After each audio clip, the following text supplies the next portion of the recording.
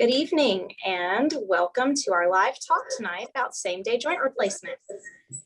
We will get started in a moment, but first I'm going to take a minute to explain tonight's format. We have with us this evening Dr. Stephen Waggoner and Dr. Andrew Wodowski. To keep background noise down, all participants other than our speakers have been muted, but if you find that your device becomes unmuted during the talk, please return it to mute status. Questions are encouraged. We ask that you submit any questions via the Zoom chat feature, which you will find in your Zoom toolbar. Feel free to submit your questions at any time, and we will refer to them during the Q&A portion. I received a number of questions ahead of time, and I will ask them at the beginning of the Q&A portion to get us started. Now for a brief introduction of OrthoSouth. We offer comprehensive orthopedic care across 7 clinic locations in the Mid-South region. We have surgery centers in both Germantown, Tennessee and South Haven, Mississippi, and we are proud that our Germantown Surgery Center was recently ranked a Newsweek top ASC in America. We offer Saturday clinic hours in Bartlett, evening hours in East Memphis, and a 24/7 urgent care triage line for those after hours injuries. Now to introduce our speakers. We have Dr. Stephen Waggoner, who is a board certified fellowship trained orthopedic surgeon with focus areas in total joint replacement, which he will speak about tonight, as well as spinal disorders, minimally invasive spinal surgery, and adult reconstruction. He sees patients at our Memphis Poplar Avenue, Germantown, and Bartlett clinics. Dr. Andrew Wodowski is a board certified fellowship trained orthopedic surgeon specializing in hip and knee disorders. He focuses primarily on both hip and knee replacement, as well as revision hip and knee replacement. He sees patients at our Memphis Briarcrest Avenue, Germantown, and South Haven clinic locations. In addition to these gentlemen, 8 other OrthoSouth providers make up the joint replacement team. So now I invite you to sit back and relax as Dr. Wodowski and Dr. Waggoner share a little bit about the differences and unique benefits of outpatient joint replacement surgery, or as we call it here, same-day joint replacement. And without further ado, take it away, Dr. Wodowski. Thanks, Melissa. Thank you all for being here for this webinar. Really happy to be here with you this evening and tell you about outpatient hip and knee replacement. We're ready, so let's go to the next slide. All right, so total joint replacement consists of hip, knee, or shoulder replacement. Tonight, we'll really focus on just the hip and the knee. These are some of the most successful surgical procedures of all time. In the past 30 years, it's come a long way. We've made great advances, great strides in everything from the technique to anesthesia to pain control. It's really come a long way. And the first hip and knee replacement was, the first hip replacement was done in about 1940, 1950, and it just took off from there. The glory days of hip and knee replacement, kind of when everything came to modernization, was probably in the 90s. And now we've gotten to a point where it's become a pretty routine and one of the most common procedures in all of medicine. It used to be you'd stay in the hospital for 2 weeks, in bed for a week, cast on your leg or big cast on your hip. And then they wouldn't let you out of bed for a week. And then you'd be in the hospital for 2-3 weeks and they finally let you go home. Then, you know, as time went on in the 90s, it came to about a 2 or 3 day stay in the hospital. And then in the early 2000s, we started doing 1-day stays. And then recently, in the 2010s and even to today, doing same day at the hospital and same day at the surgery center. So really, this is something that has taken shape over the last 40, 50, 60 years to become what it is today. Next slide. So like I said, there's a lot of things that have changed to allow this. Patients are healthier, patients are younger, patients are more demanding. This gentleman here has had a hip replacement and he's still riding 120 miles a day on his bike. That's the thing that we have to deal with now, are these people that are going to be doing a lot of things. Surgical techniques have improved, anesthesia has gotten better. And then there's this thing called multimodal pain management, where we help relieve pain through different angles. Tranexamic acid is another thing we use in surgery to help reduce blood loss. So all of this combined has really made it safe and made it effective to do a hip or a knee replacement at a surgery center in the same day as an outpatient. Dr. Waggoner. Thanks for joining us. As far as why you should consider having an outpatient total joint procedure, can you go to the next slide, Melissa? Basically, today we think hospitals are basically for sick patients. the patients that are undergoing total hip and knee replacement these days are basically healthy patients who, if they do have any medical problems, they're well managed and well controlled. So basically, the surgery centers treat patients that are sick, that are not sick, that are healthy, and there's no infectious diseases at the surgery center, so there's a lower risk of infection. Also, at the surgery center, there's a dedicated team that just does orthopedics.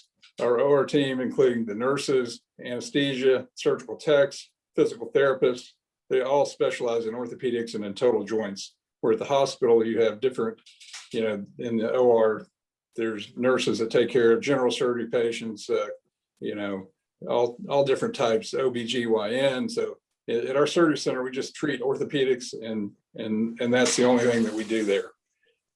Basically, with inpatient procedures, the patients will be admitted, and they'll most of the time won't even start therapy until the day after surgery. In the outpatient setting, we start therapy immediately after the spinal is worn off, and the patients are getting up quicker and recover much quicker. The other good thing about doing outpatient procedures or outpatient total joints is the patient can recover at home in a comfortable surroundings, their private surroundings. They don't have a nurse coming in, waking them up, multiple times during the night. They don't have, patients screaming in the next room down the hall. So they're at home with their family in a comfortable surrounding. And this makes it much easier to recover and much more pleasant. With the surgery center, there's also a decreased risk of complications. There's multiple studies that show that the safety of having surgery, a total joint procedure at the surgery center, is comparable to the hospital, but the risks of infection are lower, the risks of complications are lower, and also the cost of it is lower. So basically, it's a better experience for the patient and also for the surgeons. The big question for most patients is it really safe to have this done at the surgery center? There's multiple studies out now that show that the safety is, like I said, comparable or better than at the hospital.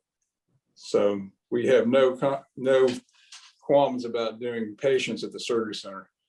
Not everyone, however, is a candidate. We carefully screen the patients and make sure that the patients are safe and that they are a good candidate to be done at the surgery center. Not everyone's a candidate.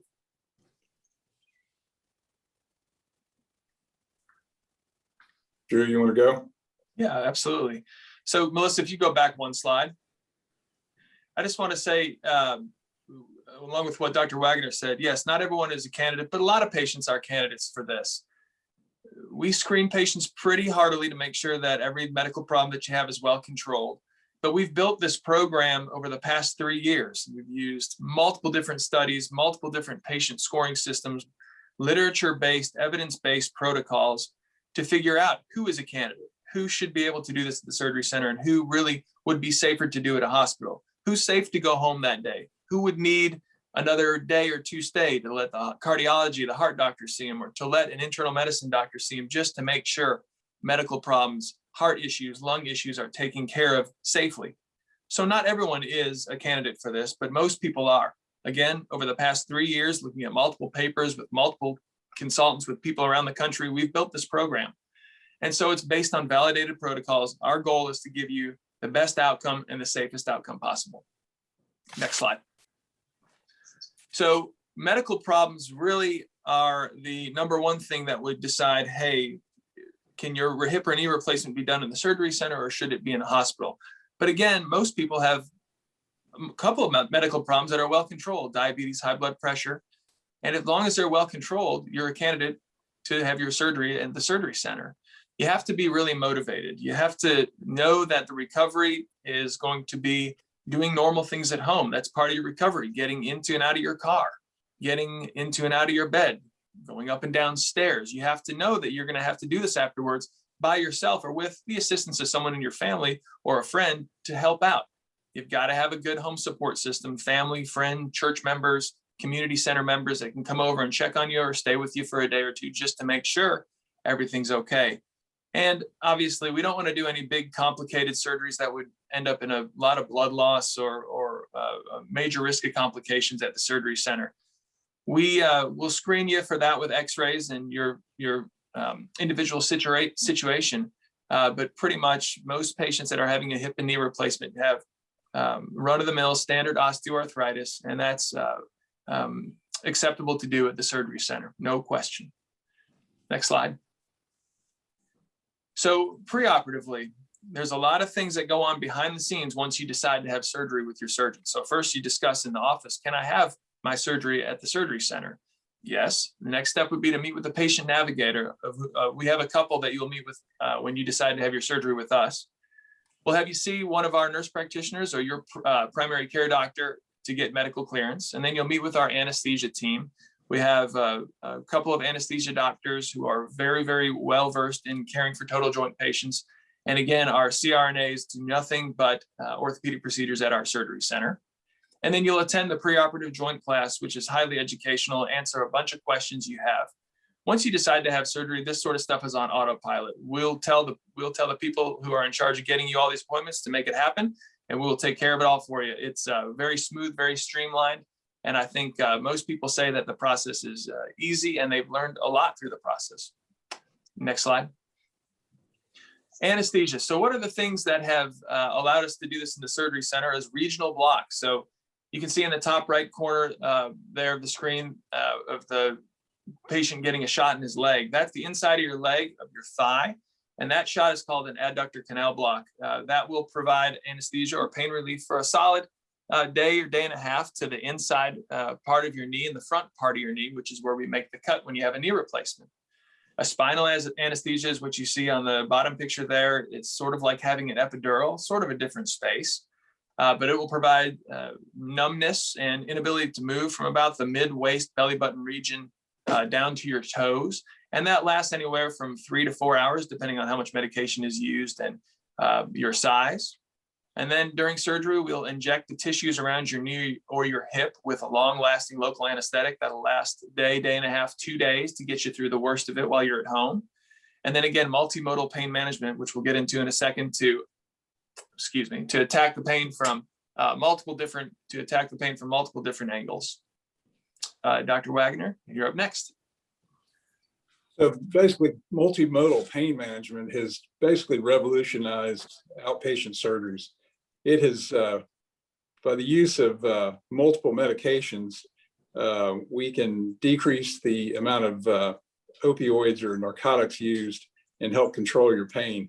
Basically, these medications work in different ways to help the pain. We use multiple drugs. We use drugs preoperatively in the before surgery in the pre-op area, like Tylenol, gabapentins, and also strong anti-inflammatories. These drugs are given before the surgery, and that helps the body to basically combat the insult of the surgery and reduce the inflammation and the basically the inflammatory cascade that occurs when we make incisions and do surgery. So that's given before surgery. Then during surgery, the patient also is given the adductor canal block, and they're given more medications such as steroids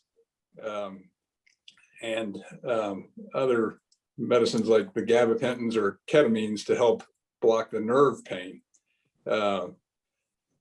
At the end of the procedure, we do the pericapsular injection, which is part of the multimodal management, where we inject the long-acting anesthetic in the soft tissues around the joint, which, as Drew said, helps to relieve the pain for, a day or a day and a half, 2 days after the surgery.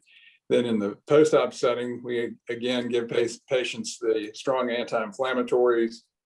We do give narcotics if necessary, and mostly that's given right after the surgery to help reduce pain. The use of cryotherapy is also important. Each patient's given a ice machine. Basically, it's got a sleeve that goes around the knee, and then a cold ice water is kind of pumped through that and helps to relieve the pain and the swelling. So multimodal management is really allow these patients to go home and be very comfortable. A lot of patients were worried that they would get home and they would be in terrible pain. They've heard these stories that knee replacements and hip replacements are terribly painful procedures, and patients have worried that they will get home and their pain won't be well controlled. With the multimodal management, we've been able to control pain, and these patients go home and are very comfortable. We call and check on them the night of surgery, and most of the patients tell me they're in very little pain. The patient I did today, I called her just a few minutes ago before the webinar, and she said basically she was pain-free. We haven't, over the last 3 years, have not had to admit any patients for pain control. So the multimodal is working very well. Next slide. The surgery. Basically, as we mentioned before, there's a dedicated staff at the surgery center from the beginning, from the pre-op nurses, from the surgical techs, anesthesia, the surgeons. That's all we do is orthopedics and joint replacement there. We're using smaller incisions. The implants have improved over the years. With the smaller incisions, there's less tissue damage and less pain and less blood loss.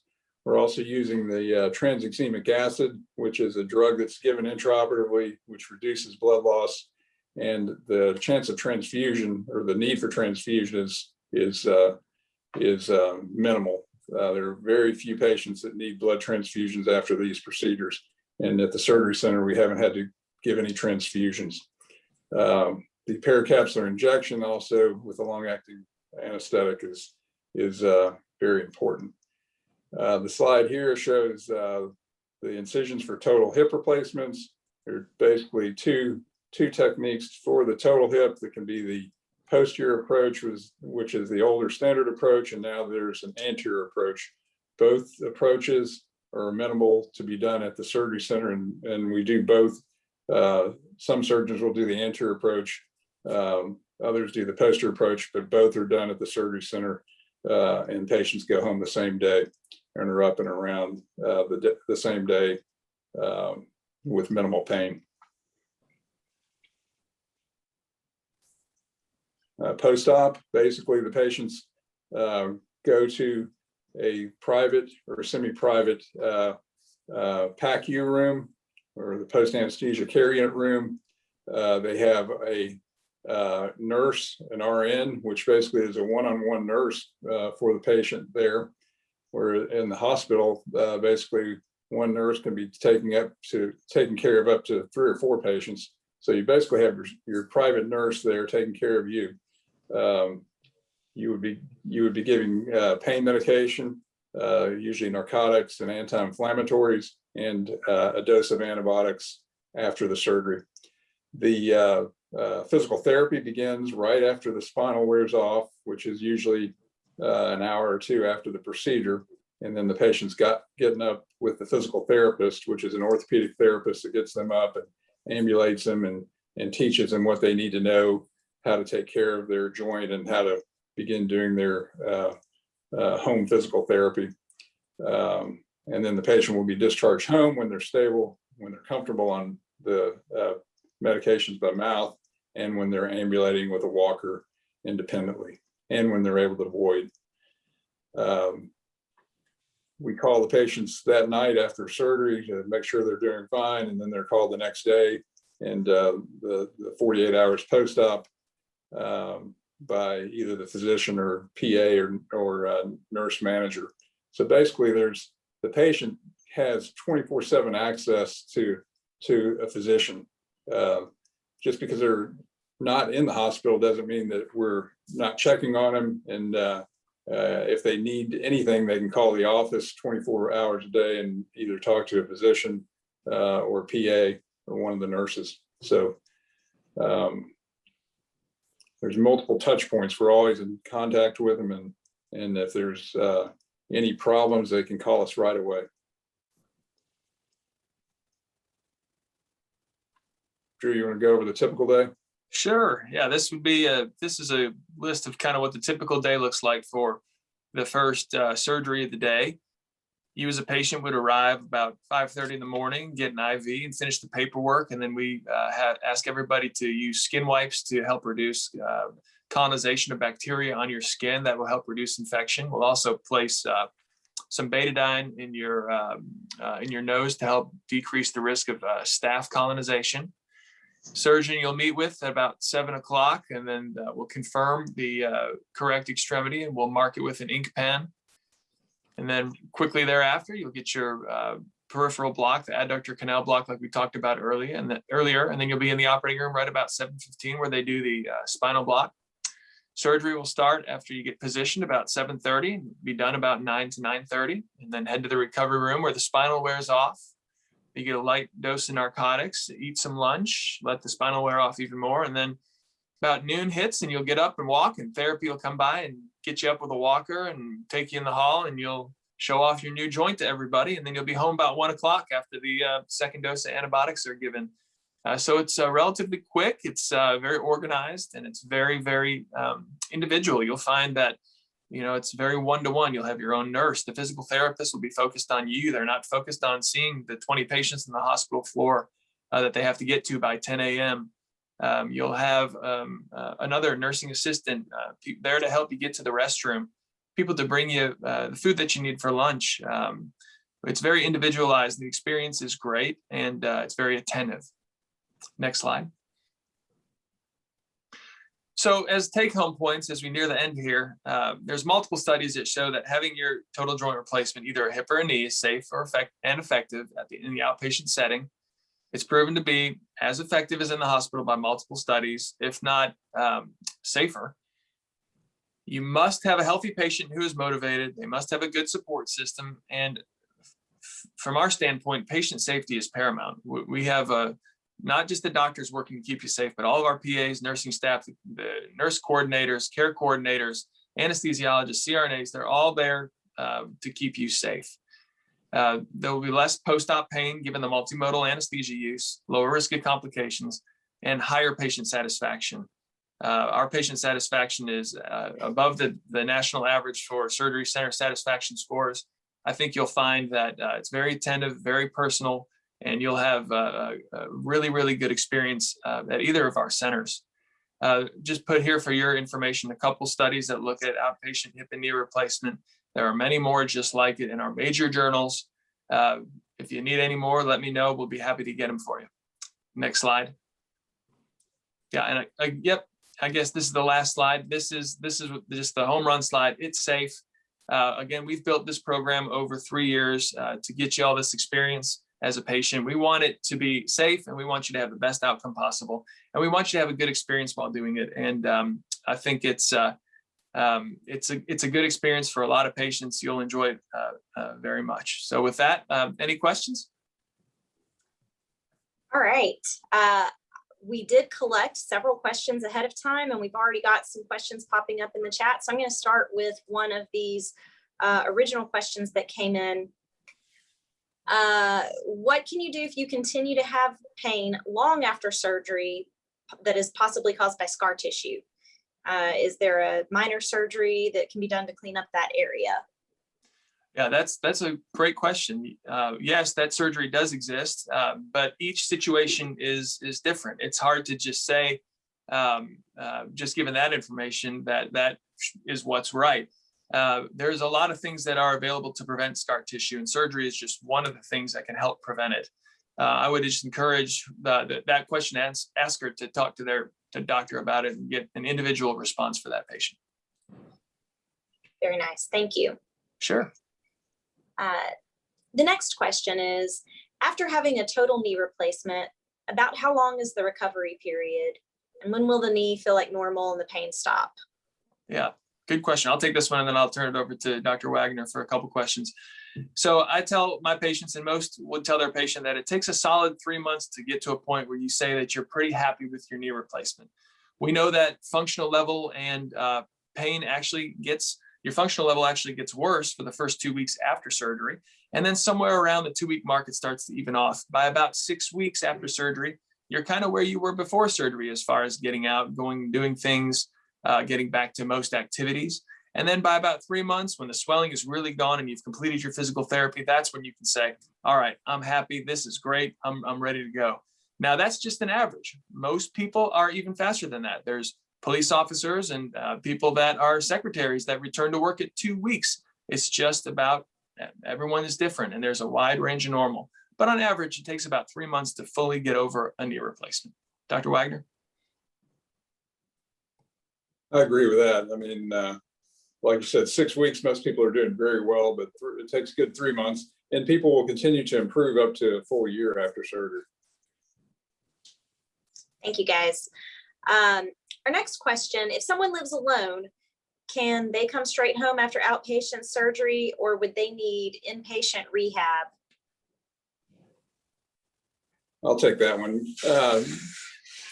Most of the time, in order to go straight home after surgery, you have to have basically a coach. We call it a coach, or someone that is going to be there with you, for the first several days after surgery for some assistance. So you're not going to go home all by yourself. You have to have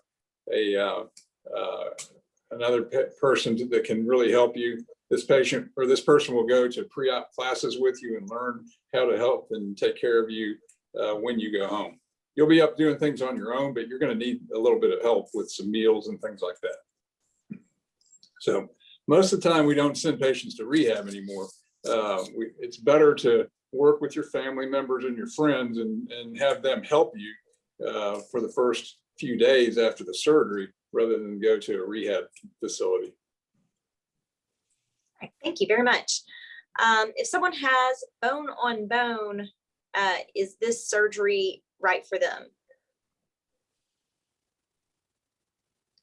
Yes, I think bone on bone is the most common reason we do the surgery. I mean, somebody that has arthritis, we look at the x-ray and sometimes they have some cartilage left, but the majority of the time they're going to have some bone on bone or complete loss of cartilage. And that's the reason why we're doing the surgery. And we do this all the time at the surgery center. Excellent, thank you. Another question, should both knees be replaced at the same time? Would you advise that or against it? I'll take that one, Dr. Waggoner. Yeah, so that's a good question. That's a really good question. This day and age, it seems to be less and less commonplace that people are having both knees replaced at the same time. It is quite a large physiologic hit to have both knees replaced at the same time. Certainly, you shouldn't have both hips replaced at the same time, but it can be done. The reasons to do that would be a patient that has big deformities of both their knees. That would be the biggest reason, so that you correct both at the same time.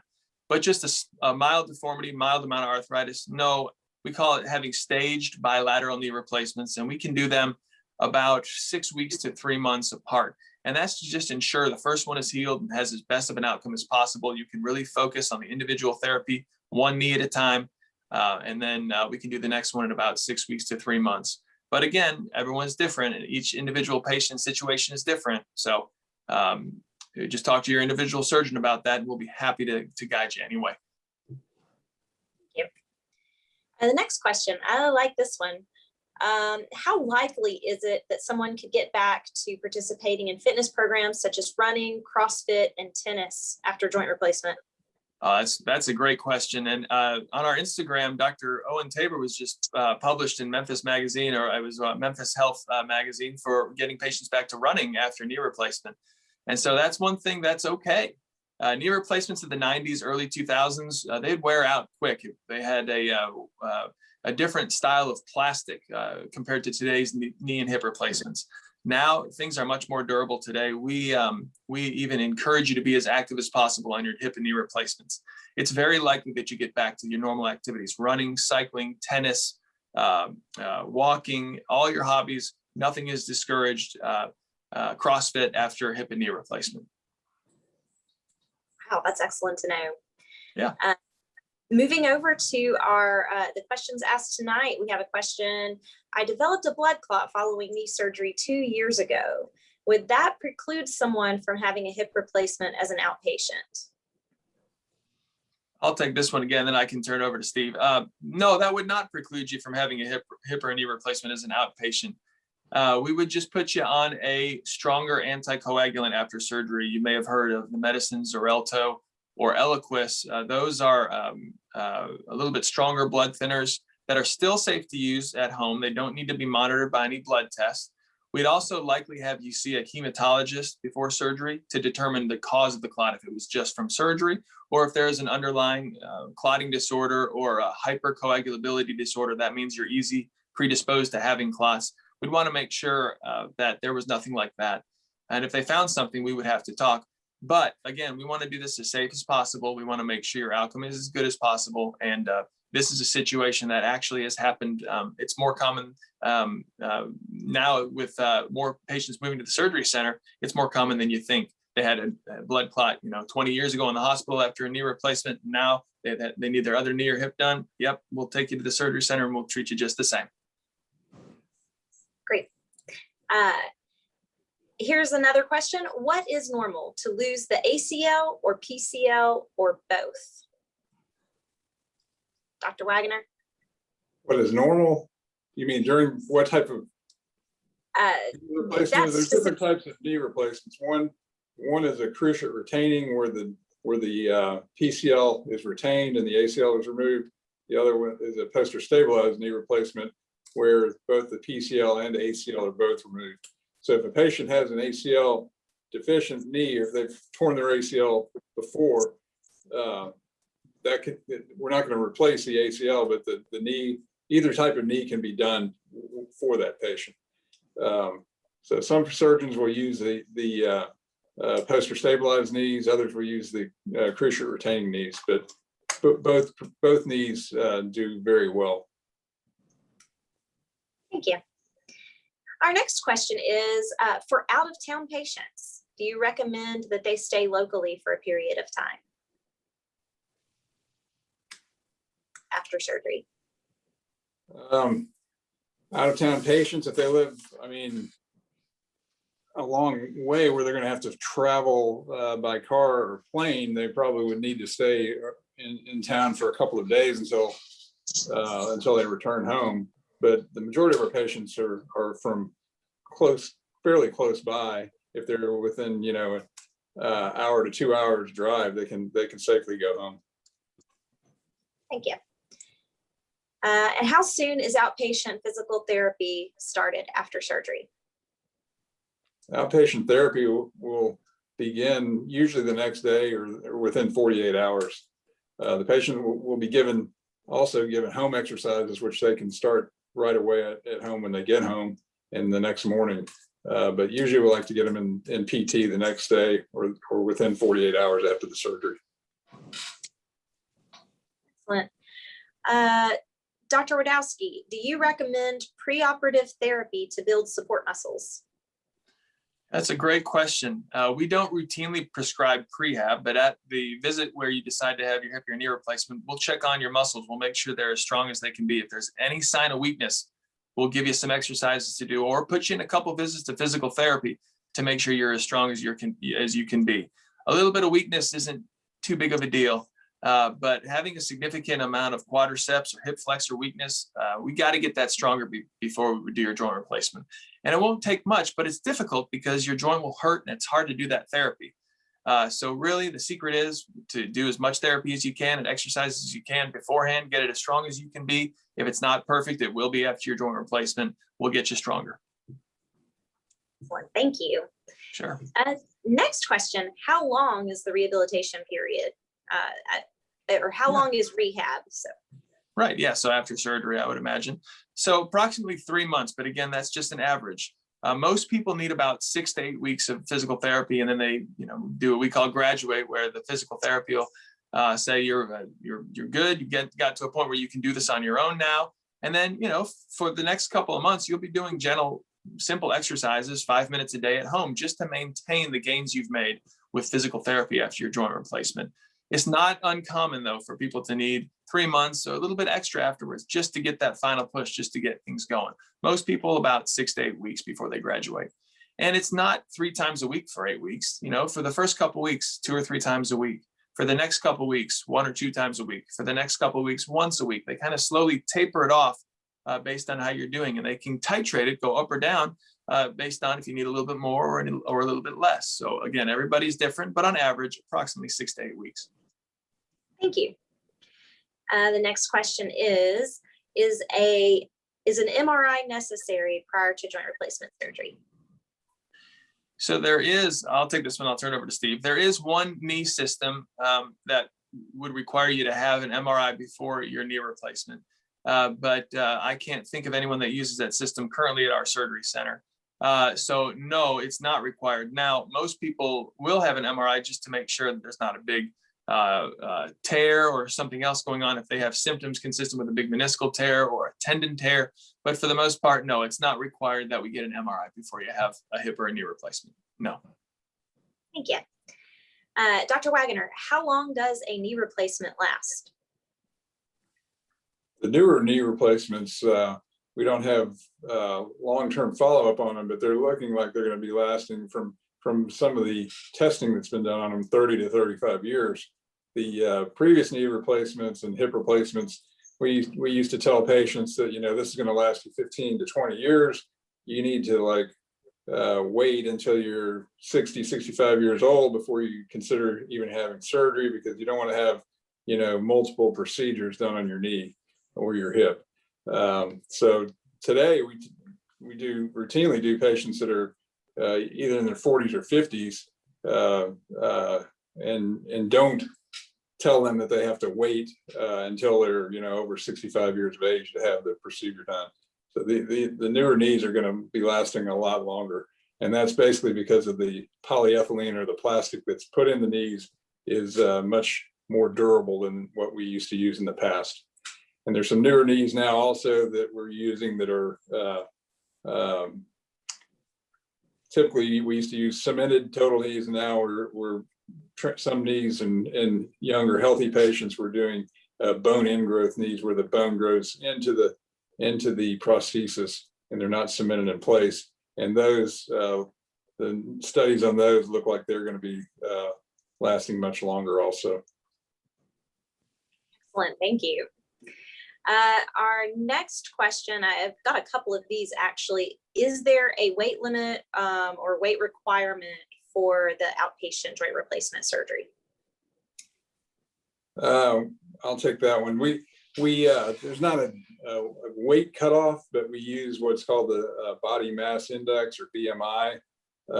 We prefer, and studies have shown that having a BMI of lower than 40 will reduce complications, reduce infections, and improve the long-term outcomes for patients. So we try to recommend that the patient at least get their BMI down below 40 before they proceed with surgery. Thank you. Great answer. The next question is regarding pay. Do we accept self-pay for the surgery? And if so, what is the average cost? We do accept self-pay. It's hard to know exactly what the average cost would be. I would probably we'd have to get you with a financial office to determine what that's going to be. I don't think Drew does deal with the charges much. Do you know, Drew, what the actual total cost is now?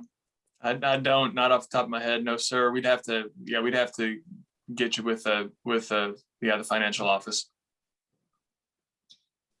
Thank you, guys, which we do have. So there's someone here who can answer that question. I wanted to circle back and first of all, everyone, I've reached the last of our questions in the chat. If you have any additional questions, feel free to type those in. But we mentioned in the presentation that we have something called a patient navigator here in our ASCs. Can one of you provide more elaboration about what the patient navigator is and what they do? Yeah, sure. I can take that. The patient navigator is someone, one of our nurses or another employee that will be your kind of guide person through the journey of your joint replacement. once we decide to do your surgery, you'll get assigned a navigator, and they'll kind of help you go through the process. They'll set up your preoperative joint replacement class, your visit with the anesthesia team. They'll set up your help set up your follow-up appointments with the surgeon, your physical therapy. They're kind of the quarterback. They'll be the point of contact person for you throughout the pre-op time. And then after surgery, they'll be the ones that'll help call on you and check on you, make sure you got all your medicine you need, make sure there's no issues. If you have a problem with your bandage or anything, you're having trouble with the walker, don't know how to set it up or something, then they can kind of help guide you through that or guide you to someone who can help with that. They're always accessible, and they can always get in touch with us at any time. Excellent. Thank you very much. Sure. Well, it looks like we have come to the end of our questions. Dr. Wodowski, Dr. Waggoner, thank you guys so much for being here. If you have anything left to say, I'll open the floor before we part ways. Yeah, thank you all for being here. I know everyone's busy. Thanks for taking the hour out of your time to listen to us talk. We really like this program. We think we're having really good outcomes and excellent patient satisfaction scores. And we're really excited about helping you on your journey with your hip and knee replacement. So please feel free, come talk to us at any time. We're not going to pressure you into having any sort of surgery or anything. Please just come talk to us, and we'll be happy to help in any way we can. Thanks.